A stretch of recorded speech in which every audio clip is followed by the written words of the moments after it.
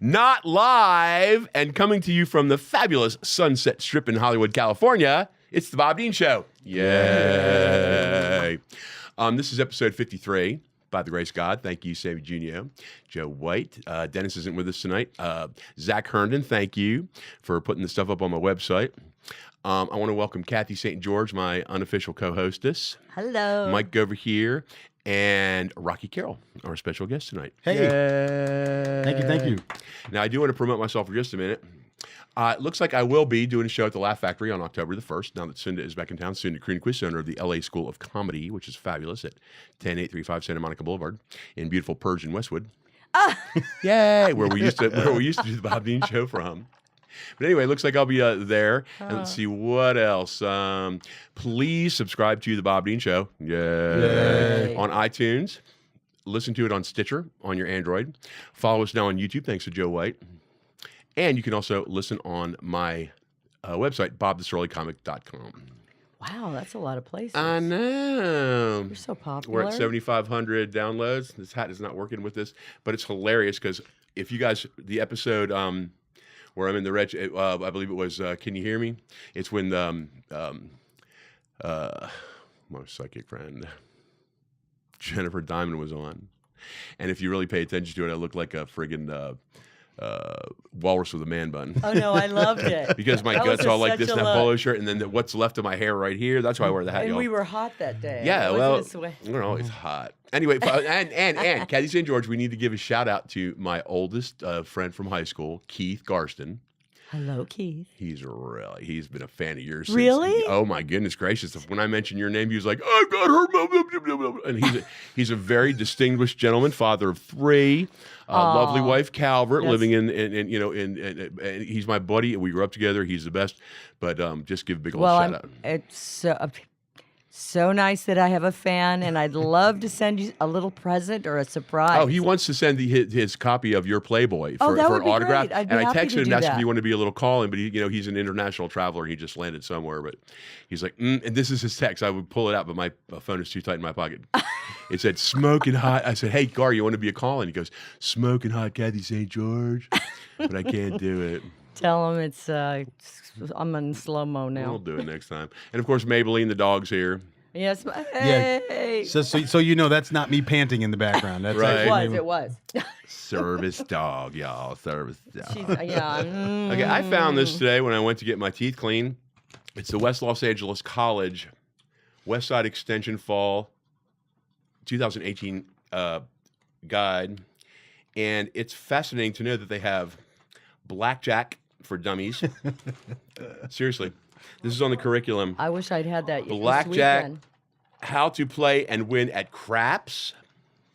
Blackjack for winners. This is all part of the curriculum. I was just in Vegas all weekend. I know, but seriously, girl. And I hit somebody in the eye with a dice playing craps. So it's like. Please. Did you win anything? No. The basis of conflict.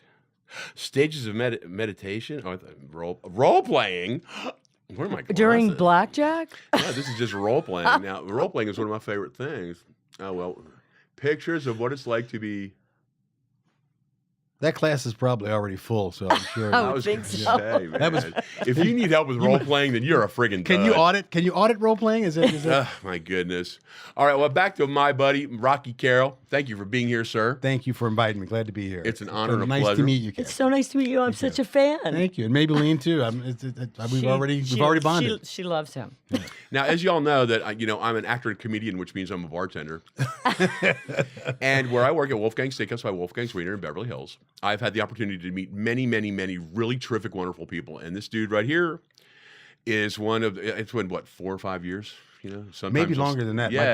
My daughter's 17. I think we used to bring her. It's been like over 10 years. Oh, yeah. Yeah. Well, it's about 8, because I've been there about 8. It's at least. And your lovely daughter and your lovely wife. Yep. And just what charm and personalities, I tell you, not to mention friggin' fat tippers, and that's why. Well, that's why we love people with a good job. Yeah.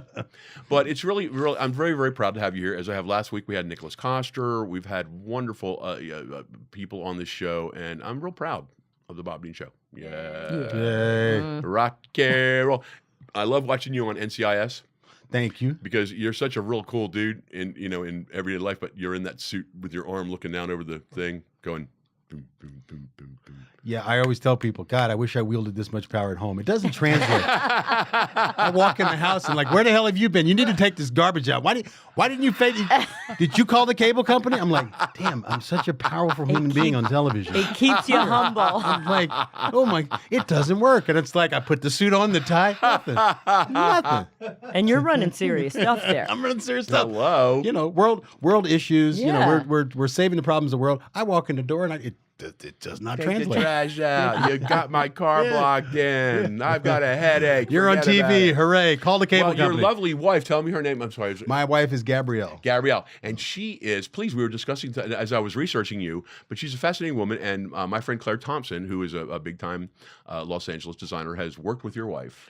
But your wife is, please tell us. She's an architect. She's worked for an architecture firm here for over 20 years. And she has just morphed from a principal at an architecture firm to now the director of global diversity. And she's the president of the International Interior Design Association now. So she works with designers. She travels around the world preaching the gospel of diversity and inclusion for so many of these architecture firms who want to do business around the world. Mm-hmm. So her mission is to, you know, we have, her firm has some 20 firms worldwide and trying to create diversity and tell them the importance of it when you're trying to do business on a global level. Yeah. Well, on top of that, too, she's obviously got excellent taste because there's a bunch of big old queens in that business, too, and she's going to be like, click, click. Now, with all due respect to your lovely, because I was mentioning to you that I worked in the design community in Miami some years ago, and I was like the Anthony on designing women, but I was really surrounded by, you know, and first of all, it really is a skill. Yes, it is. You know, well, the architecture for my goodness gracious, the mathematics and just to be able to do that, and it's all, you know. I had a T-square and what you would call it, a plate and all that sort of thing. Yeah. My uncle Don was a very renowned architect in Nashville, Tennessee, back in the '70s, and God rest his soul. The point is, I was fascinated by it, but now it's all done digitally. But still, Is it really?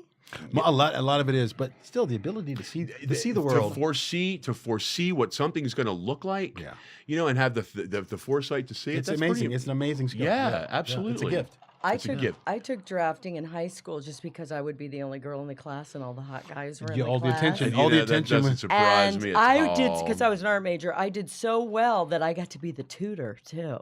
It was so fabulous. bet. Come on, babe, follow me. I'm the. Let Oh me wait. show you. I love drafting.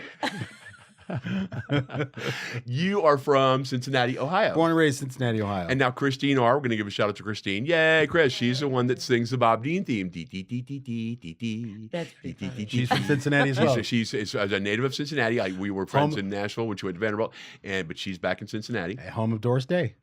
I love her. Born and raised in Cincinnati. You know what? Let me tell you something. Does anybody even remember who Doris Day is? I love Doris She Day. is. She was the first it girl. She was like one of the Absolutely, yeah. and she is also such a Pillow huge animal talk advocate. But she also in 1953 she did a movie called Julie.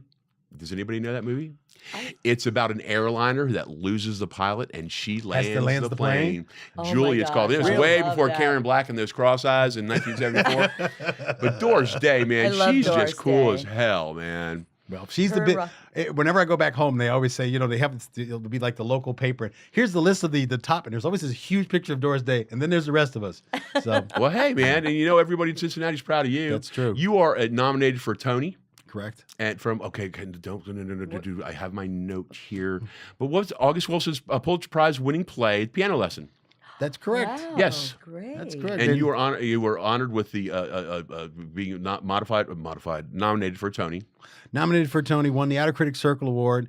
The play in 1990 won the Pulitzer Prize for drama. So it was pretty heady times, and we were on Broadway along with Charles Durning and Kathleen Turner in Cat on a Hot Tin Roof. So this was like my third year out of college, and everybody's like, "You're just a freak of nature. What are you doing on Broadway? I said, "Well, I did work as a maid of D."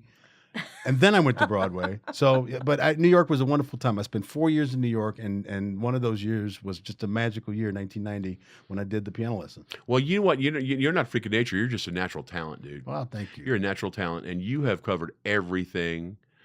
The stage is the most brilliant part, which I was saying about Nicholas Coster. Do you know Nicholas Coster? Don't know him personally. no. Okay, well then we're going to have a drink together because he was here last week, and that guy is cool as hell. And I found that there's so many people in this town, the ones who kind of span the test of time, and with all the fads and fashions that kind of come and go.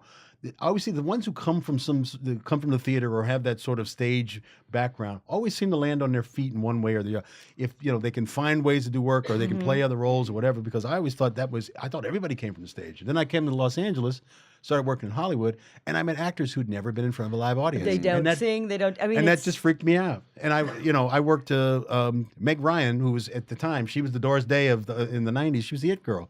And I did a small part in a film of hers, and we kind of struck up a friendship and a conversation. And I said, "So, what plays did you do in college and stuff?" She goes, "I've never been in front of an audience." Never.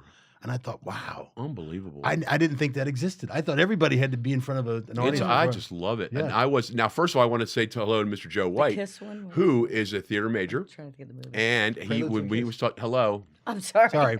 the Bob Dean Show here. Yay. We're talking about my friend Joe White over here and cinematographer. What do you call you? Cinematographer, cameraman, animated. Okay, DP. but he is. You're a theater major, and it was really nice to hear you talking with Nick Coster about behind the scenes theater such. Now I was Mr. Bumble in the 5th grade production of Oliver Twist at Walter S. Miller Elementary School in Levittown, Pennsylvania. And in the 6th grade, I was Uncle Max in the Walter S. Miller production of The Sound of Music to rave reviews. Oh, very good. Mr. Bumble. Sixth grade. More. Boy for sale. Boy for sale. Yeah. But my favorite was Uncle Max. Tweeter, Little, Gooby, and Homo.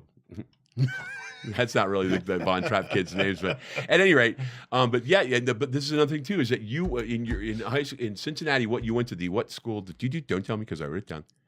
A creative performing arts SCPA. You are correct. Yes. Again. Well, listen, I only act incredibly stupid, ladies and gentlemen. So really, don't screw with me, okay? But no, because that's wonderful that in high school you had the opportunity, like we moved from Philadelphia. When I was a kid, we moved from Philadelphia to Nashville, and there was in my school there was no theater program or anything like that. I tell Bob, I tell people all the time, I was a beneficiary of sort of the aftermath of the civil rights program, because in the early '70s you had all these people who were educators who were protesting at University of Wisconsin and Syracuse. They'd come from those really heady times in the late '60s. They became educators after they got out of college, and they were determined to change the educational system. So here I'm in Cincinnati, Ohio, which is a mid-sized city, very racially divided. You black on one side, whites on one side. So the superintendent of schools at the time was a guy I think who was a real visionary, who I think sort of came from that era of we got to make change and it's got to start with education. He wanted to build and create the most prestigious school right in the heart of the inner city, to make this the most desirable school for people that everybody wanted to send their kids to, but put it in the heart, put it in the hood, put it in the heart of the city, and let the kids determine what was important. So when you're in a racially mixed school and you've got white kids being bussed in from the suburbs to come to the inner city, and you're, your first trumpet player, a guy who's a virtuoso, happens to be a white guy from the suburbs, suddenly he's not some white kid from the suburb. He's our first trumpet player. You can't mess with him. So when he's walking through the neighborhood, That's right. he's got people of other colors who are like looking out for him, because now It's like Wayne Gretzky. exactly. It transcends color. That's our first trumpet player. We sound like crap without this guy playing. So you can't hit him in the mouth because he's our best trumpet player. Right. Because if you do hit him in the mouth, you know that his what you call it, yo posse, His posse. is going to So, kick the crap out of you. As kids, we all learned to socialize and interact because you were all cast in a show. You were in The Sound of Music, or you played in the same orchestra, and color and race didn't matter. It was like, okay, that's first chair trumpet, that's our drummer, that's our best horn player, whatever. And those were the things that really mattered to us. So as a kid, I was a really lucky recipient from that a sense of change. Yes, and- you know what I must say, and I'm going to say this is a Bob Dean commentary. I do not comment on anybody else's, in this room's opinions, but this is mine. You know what? Fuck football and hockey. It's great sport, but in our education system, when the arts are ignored, compromised. Oh, and they're right. compromised, please. Yeah. And that's the whole point about it, is that there is beauty among all of us Mm-hmm. in art and in music and theater and all that sort of thing. And what a great program for you. And it doesn't seem that long, like far in the distant past. But you'd go to a school. It used to be any public school. They'd ask you what instrument you wanted to play. Exactly. Now the instrument, They don't even they don't provide them anymore. They don't provide them. But there used to be a thinking that a well-rounded person was educated in the arts. They had a love for music and literature and theater, and all those things were considered important. And slowly but surely they were removed. The National Endowment of the Arts started to pull away the funding, and suddenly you go to a school now and it's like, what do you mean you don't have a band? What do you mean there's no orchestra? There's No band, no orchestra, no theater program, and the teachers are sleeping in cars, mother. I know, they're so underpaid, and it's like, Yeah. But at the same time, my sister Laurie, she played the trumpet, and we had a beagle that used to go, oh. Everybody's a critic. I would have played the cello. Okay, now, and then you went to Webster University. Webster University in St. Louis, Missouri. St. Louis is very similar to Cincinnati, mid-size. Cincinnati had Procter and Gamble. You had your plants. Budweiser's in Budweiser St. plant Louis. and all the car manufacturers back at the time.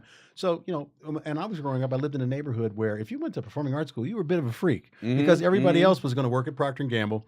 Your folks worked at Ford and GM. I knew all the kids on my street. I knew where their dads worked because they all worked on they worked at the assembly line at Procter and Gamble. They worked at Ford. They worked at GM. And those were the things that was what was expected of you. You're going to graduate from school. You'll get married, and you'll get a good job at Procter and Gamble, and that's it. And so all of a sudden, here I am, this kid who's like, I'm studying Shakespeare down at the Performing Arts School. So I was a bit of a, you're considered a freak back then because nobody else was doing that. But once I started to work and made a career of it, decided every actor that I had studied and admired, and they all had something in common. They all trained. They were all in some sort of training program. So for me, it was a natural progression. I'm gonna go find a nice theater program or a conservatory and train because that's what everybody else did. Meryl Streep went to Yale. Marlon Brando studied at the Actors Studios. So I thought that was the natural progression. So I went to St. Louis, Missouri, and I graduated and I got my bachelor's degree and I set out for New York City. Where you worked with kids in the Shakespeare Company, right? How'd you know that? Because I only act incredibly stupid. Roscoe, my buddy. My first year in New York City I auditioned for Joe Papp at the New York Shakespeare Festival. And he said, it's kind of like the school that I went to. He said, I got this pilot program. And the pilot program was being led by Estelle Parsons. I love her from Watermelon Man, which was a very controversial movie in 1968. Godfrey Cambridge, yes. Godfrey Cambridge, yeah. She won the Academy Award for Bonnie and Clyde. She was Best Supporting Actress for Bonnie and Clyde. But continue, please, yes. I So love Estelle Parsons, who was on Broadway in Miss Margarita's Way. That was her one-woman show. Joe Papp championed her. He loved Estelle. She was just this incredibly brilliant, wacky, I love Estelle. No, she was also Roseanne's mom, right? She was Roseanne's mom. Yeah, okay, go ahead. So I meet this whirlwind of a human being named Estelle Parsons, who was running this Shakespeare for the New York City Public Schools, and it was called Shakespeare on Broadway.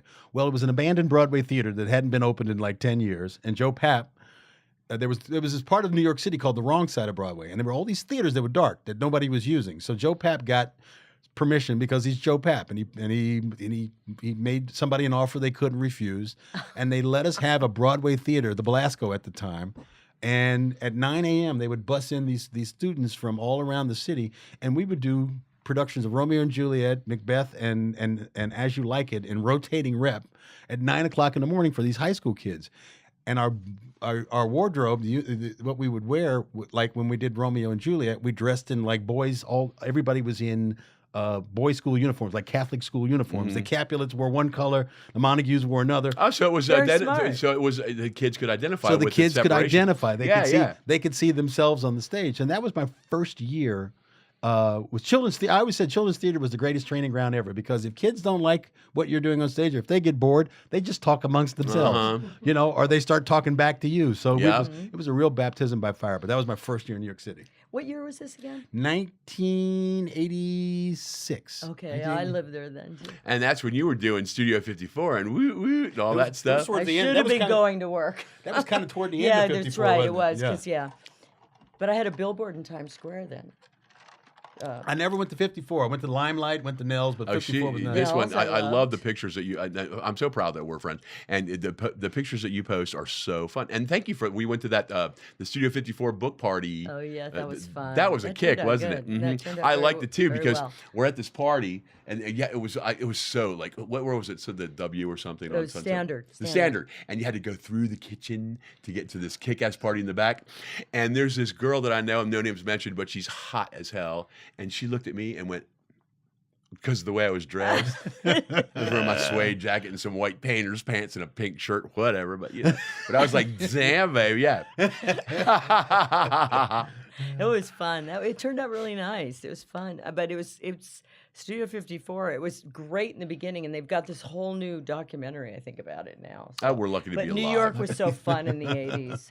Oh man! Oh my God! I was there at the tail end of but it was still the 80s. It was New York City. I go back to New York City now, and I'm going. I'm So lucky to be different. alive. How am I Dude, still standing? Seriously, I talked to friends of mine who lived on Miami in the 80s, and I'm like, how can I not be in a 12-step program?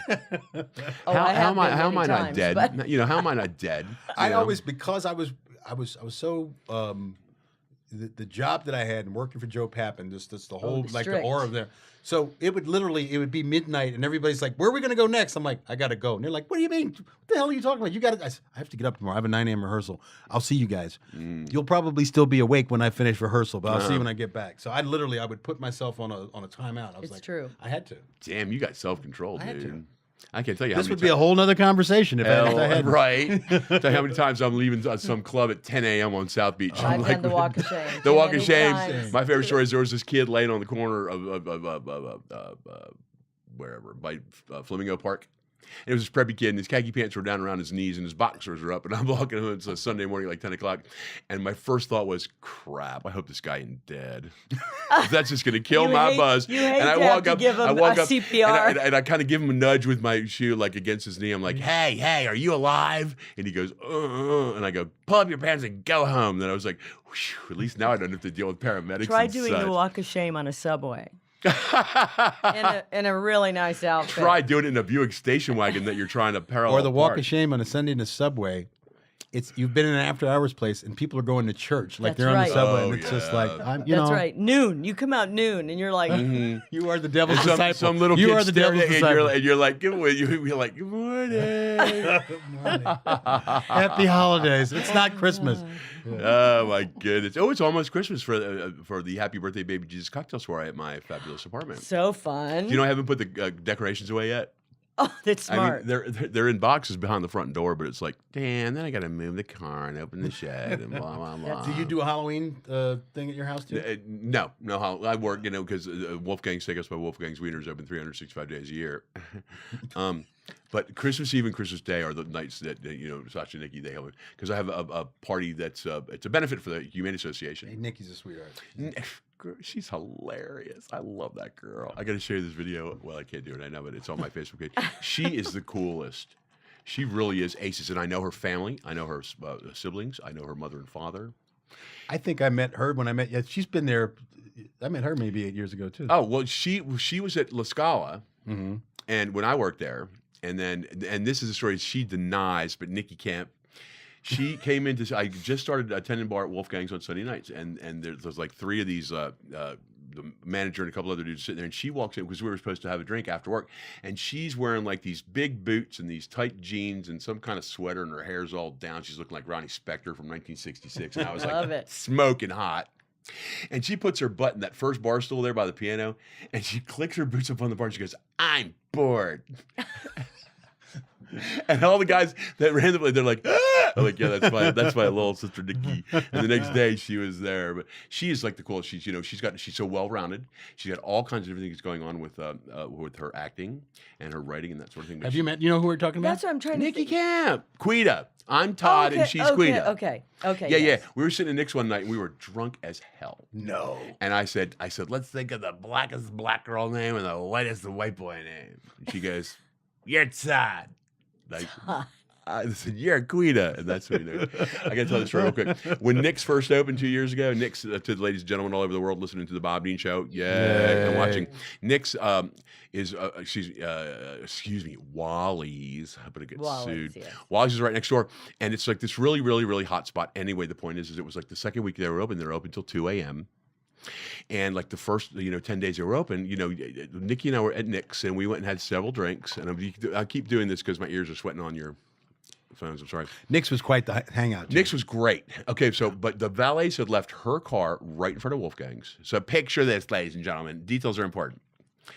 Cannon Drive, Beverly Hills. There's her little SUV, my Buick station wagon across the street. It's a Tuesday night in like December. There's not a soul anywhere at 2 a.m.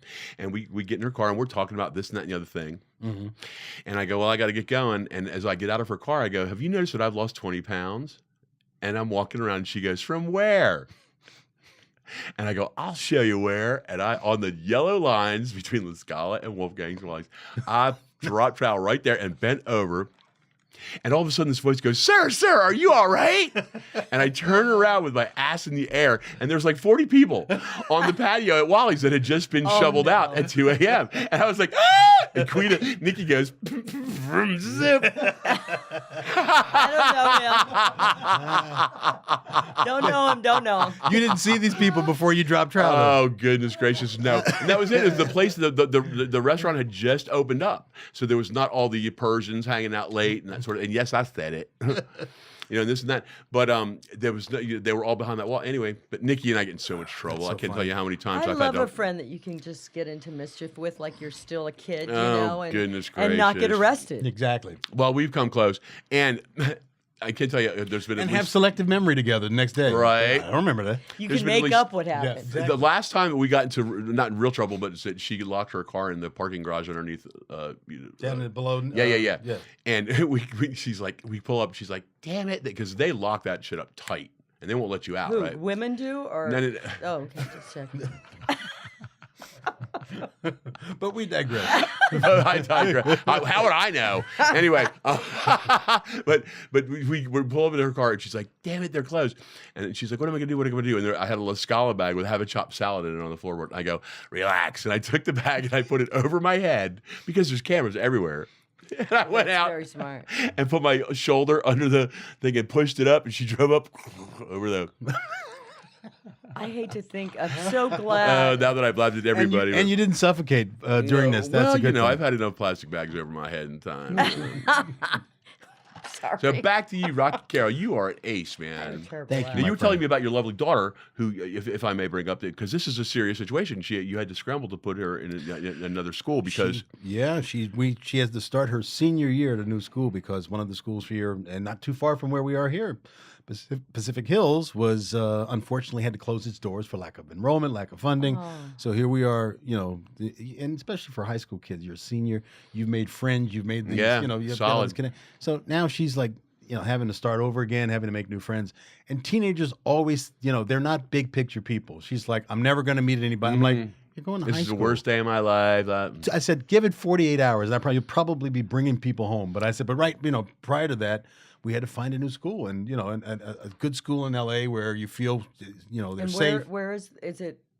Now, the school that she was at was Pacific Hills, which is just where the old Tower Records used to be. Okay, Holloway great. is like Yeah. you could look out the Right window there. and see the old Tower Records.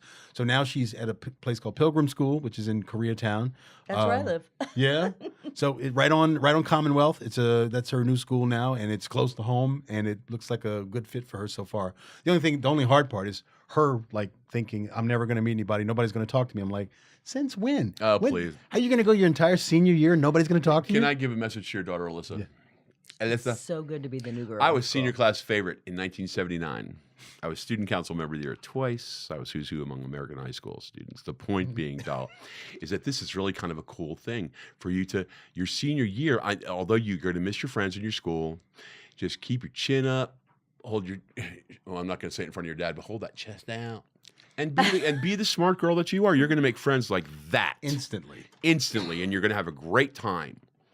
And if you ever, just call me 310-696-9600, and I will talk you through it. He'll tell you how to do it. Listen, seriously, but that's great. I That's changed that's a schools. really kind of neat thing. Well, you did too, I right? changed schools, and I went to a new school. Now, I was a public speaking student, and I had a scholarship at the other school, and this one didn't even have a public, but I ended up being much more popular at this one, so it was kind of worth it, I guess. it's funny. I talk to her all the time. I said, I went to a school. It was a performing arts school. We had a baseball team. We didn't have no contact sports. We didn't have like jocks on our team, but it was the same thing. It was personalities. We had people we had these bigger than life personalities. I was popular because I was a smart ass. I was a wisecracker, and I could occasionally tell a joke.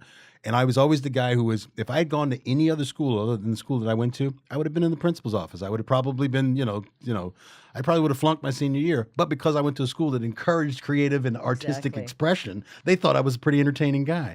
And I told her, I said, you're going to find your That's niche. great. You're going to find your friends. I said, you're not if you're the most popular girl, but you're going to find your circle. Just like that. Yeah. She's a doll too. She's a sweetheart. I mean, I haven't seen her in a couple of years, but she's good. She's She's tall, a grown-up. I had and this lovely. It's amazing how fast they grow up. My wife and I joke about it. It's like, we had this cute little girl in our house. Now we're living with Diana Ross. All of a sudden, she's she's got the hair, the eyelashes, and the Diana Ross is beautiful, but she's I won't say. I know. I won't say the B word. So I have a Diana Ross story for you. Oh, yeah. tell us. Bristol Farms on Doheny in Beverly Hills. No, I had- lousy parking. I had a Sidney Poitier sighting there. Sidney Poitier's shop there. Just talked about him last week. It was amazing. Sidney Poitier, I met in the produce section at Bristol Farms. Diana Ross was in the produce section at Bristol Farms, and I went over and I just very quietly said, "Hello, how are you, Miss Ross?" And she kind of gave me the nod and acknowledged me, and I was like, "Okay, that's it. I've been dismissed. I didn't want to wear out my welcome." So I was like, "That's Diana Ross. That's how cool is that?" And I was good. I was very happy with that. No, I didn't expect anything more. So I'm checking out. I get my groceries. I'm checking out at Bristol Farms. Who do I end up in the line behind? Diana Ross. Stalking. So I've been in there a few times, and the girl at the counter, the checkout girl, she knows me, and she knows that I'm on TV. And she looks at Diana Ross, and then she looks at me, and she goes, "Wow, this is like the VIP celebrity line." Diana Ross whips around and looks at me as if, "Who the hell is the this?" hell are She's like, you? "Who else is Who a else celebrity but other than me?" And I Diva just me. kind of looked at her and just kind of did it was Good for you, It was man. a classic 'Cause moment. You know what I'll say? She's not a pleasant woman. It was very funny. Yeah. Sidney Poitier, on the other hand, couldn't have been nicer. He is. We were just talking about him last week because. Oh my God! Sorry. Where's that psychic when you need her? Where's the... God, Nick Coster. We were talking to him just last week, and right. he's theater as well. You need to meet him. We need to get together. He is friggin' fabulous, and he lives on his yacht with his Russian wife. Yeah. And, We should, how often is he here? Does he live here in LA? He lives here in L.A. I'd love to meet him. I met him at the same corner at the bar through Janice Brown. Do you know Janice Brown? Her father is the drummer from War. Yes, I've met Janice. Janice, before. yeah, Janice.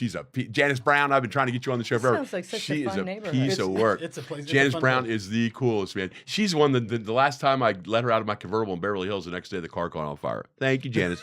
But it's all fixed out. Oh, my But her God. the point being though is that she's just the greatest. And but oh God, Tina Louise from Gilligan's Island and Diana Ross were the two most unpleasant people I've ever I met. have met some Tina too. Louise? I have some When too. she was going, "Meow," I was like, I'm just the Raquel help. Oh, that's Raquel right. Welch. I'm a makeup artist too, and Yeah. she scared me so. She was so mean to me that I didn't. Rocky to her friends. I was- think she went by. Her friends call her Rocky. Really, Yeah. I can see why. And I didn't do makeup on a celebrity for 10 years. I was too Because scared. you were too After her? Yeah. Yeah. Yeah. It was. Oh man. Screw you, Raquel. You know what? Kansas City Bomber sucked. 1972. She's a Remember that? lovely. Remember that She's a movie? beautiful woman. She's a beautiful woman. Maybe Yeah. Roller derby, wasn't Roller it? derby. It was yeah. about Kansas City Bomber. That's right. First of all, the fact she could get on roller skates, I'm impressed. Anyway, I that's know an with that Oscar. That's an chest, Oscar yeah. performance. Hello, with that kind of balance. As you But go you know, through isn't all it the funny time. though that old saying like sometimes like never meet your heroes because they're going to let you That's down. it. Yeah, Or yeah. And some are so nice. When I'm more surprised by when you meet people and there are because usually it's like, or people ask me, "Do you know so and so?" And I go, "Yes, I do." And they go, "I'm like, please don't ask me anything more about them because I don't want to bust their bubble." But see, seriously, and listen, everybody knows that Bob Dean, does not throw around false flattery. Okay, No. and I have been, slinging drinks and waiting tables on Kennan for 10, 11 years. I have met everybody from A to Z. And 99.9% are, and as long as I don't get up in your business going, "Hey, I'm your biggest fan," blah, blah, blah. Right. But they are just delightful, genuine, kind people. Everybody from friggin' Linda Evans to Richard Cano Roundtree. Reeves. Richard Roundtree, he's supposed to be on this damn show. Richard. He's a great guy. He's great. Yeah. He's friggin' awesome. Yep. And you know who else I love is I told you this, Debbie. You know who Debbie Reynolds was, right? Yes. Okay, this is a great story. I love telling. Heard of her. I've I've heard of told it Debbie before Reynolds. on the Bob Dean show. Yeah. And Lily Tomlin, my favorite. But Debbie Reynolds was sitting at the bar one night waiting on some to-go food at La Scala, and there's nobody at the bar, of course. And she's got her, and we're making small talk, and I'll never forget, she had her index finger like this under her chin, and she's staring at the lights in the dining room. And without looking at me, without making contact, she goes, "You know, Bob, I used to own this great little jazz club right around the corner from here back in the 60s. I'm like, "Really?" And she said, "And do you know what time we gave last call?" And I said, "No, Miss Debbie Reynolds, what time did you give last call?" And she looked right at me and she goes, Never. "Whenever the hell I said so." Just like that. And I was like, "Yay!" And Whitney Houston, bless her heart, she had her last dinner at Wolfgang's the night before her Oh, I drowning. did not know that. Yeah. Whitney Houston, a very good friend of mine who just passed away in April, Kenneth Reynolds, who was a PR. He actually was the PR person for Patti LaBelle back in the days. When LaBelle actually she was pre-solo. It was LaBelle. So like everybody, he was a dear friend. One of the first people I met in LA. He's one of those people like you've known each other so long you don't even remember how you met. And he and I were great friends. And he just passed away. Sorry about your loss. Thank you. But he worked for Clive at Arista back in New York. And he was responsible for bringing Whitney to Los Angeles for the first time. And he tells this story about bringing this teenage girl who was kind of, with this incredible voice. And she was going to do her first LA tour. And Clive had kind of commissioned Kenneth to be her chaperone. He was doing the PR for her. I said, "How'd it go?" He goes, we got to the Mondrian or wherever it was they were staying. I told her to stay in the room, and I went to Vegas for the weekend. Well, she was just a child. She was a kid. I used to go see her in 1983. I think she was a kid, and she would sing at Sweetwater's. Sweetwater's. And she was amazing. And you know what? Bless her. God bless her and her daughter and her family. But you know what? Whenever you're feeling blue, ladies and gentlemen, you can either go to my website and watch the video of me in the orange Speedo, or you can go to YouTube and watch Whitney Houston sing "I Want to Dance with Somebody." And it'll pick your spirits up. It will pick your spirits up. She is it's not even that she's just beautiful and talented, but just the spirit in her eyes and her cha-cha dance. Man, if that doesn't make you smile at least a little bit, then just jump. Yeah. But it's great, isn't it? Though Yes. that video is the best. I loved it. And I remember going to New Orleans to do a job, and I went to a restaurant to meet some people, and the guy was the promoter for concerts. He goes, "Do you want some tickets for Whitney Houston tonight?" And this was like her first tour. And I was so excited. I go, "Yeah, I just went by myself, to this concert." Incredible. It was great. But I was talking about my friend Ken because he was one of those people who was just bigger than life, had a great personality. And I realized in this town, I've met some of the greatest people walking the face of the earth I've met in this business. Also some of the worst human beings. So when I would meet somebody who would make you laugh, or like, it's kind of like when you asked me to do this, because every time you and I get together, even though you're working, it's fun. I knew this was going to be fun because I see you at work and you're having, you keep it light, you keep it fun, and I know that I can just feel it just emanates, in who you are, and Thank that's why I you. wanted to be here. Thank you very So much. what I do now is when I meet people and they make you feel good and they brighten, they make you feel like, they bring out you feel like they bring out the best in you, or they make you smile, or they make you laugh. I just latch on to them. I hold on to them. I'm Me like, too. it's because they're few and far between. Most of the people out here are. They suck it out. They suck the light out of Suck you. the light Yeah. out of you. Yeah. Well, you know what, too, like I was saying, is that the whole thing about like moving to Los Angeles, I've been here for 14 years, and there is that, that the whole, and this is what I've mentioned this before on the Bob Dean Show, yay, is that people in Los Angeles and New York who are in the industry, the ones that are jerk-offs, Right. are the one that are always making fun of Middle America. They're always saying Middle America, Middle America. Then the Middle Americans think that everybody in New York or Los Angeles is all, just a fake, phony, blah, blah. And that's, that element is here, but it's so few and far between. There's so many I've people met from Middle America who are I've met the finest, down-to-earth people in Los Angeles, that I just love it here. Yeah. Yeah, but you're right. The misconceptions are great. Like, and the people who in New York, in the industry in New York and Los Angeles, they think that's the world. That the center of the universe is the world. That everything else is just this mass. That but it's The flyover stage. The flyover stage. But most of the people that I know who've come here and have become successful, whenever I tell people I'm from Ohio, there's usually half the people in the room are from somewhere else or from Middle America. Hey, baby, you and Chrissy Hines. And Doris Day. And Doris Day, straight up. Que sera. That's another thing, too, because we're getting ready to run out of time, which I friggin' hate. But this is something, when I know that, when I have half a pack of cigarettes and I'm on my third martini and I'm locked in for the night, and I go to YouTube to, first of all, watch myself on The Bob Dean Show. Yay. And then I go to The Pretenders singing back on the Chain Gang. Chrissy Hine. And then the next thing you know, I'm clicking all these icons going to When in Rome and this and that and the other thing. And then it's 5 a.m. and I'm bloodshot. And I've got my last cigarette like Katie Lang. And I'm down to my last. And I'm like, how did I get here? And it's Doris Day singing, when I was just a little girl, I asked my mother. What? Hey, you know what? Thank you all for being here on the Bob Dean Show. Yeah. Thanks for having me, Bob Dean. Man, and Cathy St. George and Mike, and my friends over here, Joe and Sammy Junio. Sammy Junio, you are a slugger because you're not feeling good tonight. Oh, But the show must go sorry. on. Yeah, really. Look, oh, that's No, I am sorry. I'm just trying to be sarcastic. Like, oh. I really. Don't cough on me. But anyway, this is episode 53. Yay! Yay! Still, Now remember, you can also, as I beg, not beg, but you know what? We're going places. We have fun. We have a great show. We have great friends and great talent that are on. And I guess this is it for the rest of the night. Let me see what else. it's not it for me, poor but I'm not thing. sure what it is.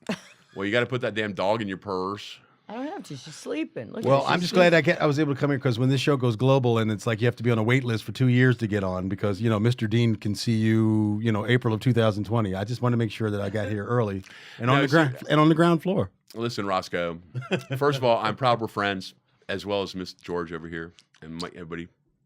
But it's my honor to have you guys on, and Our pleasure. This was I fun. loved it. Yeah. But Thank just you. remember, if you don't subscribe to the Bob Dean Show, yay! We'll talk about when you. I'm smoking a Camel Wide behind the gates of my Brentwood estate, and you're like, "Please let me in. I used to sit at your bar." I'll be like,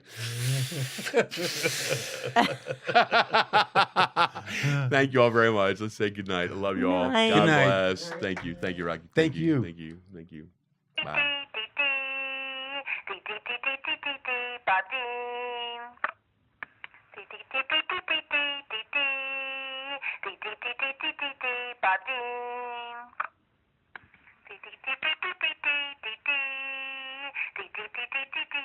Badin.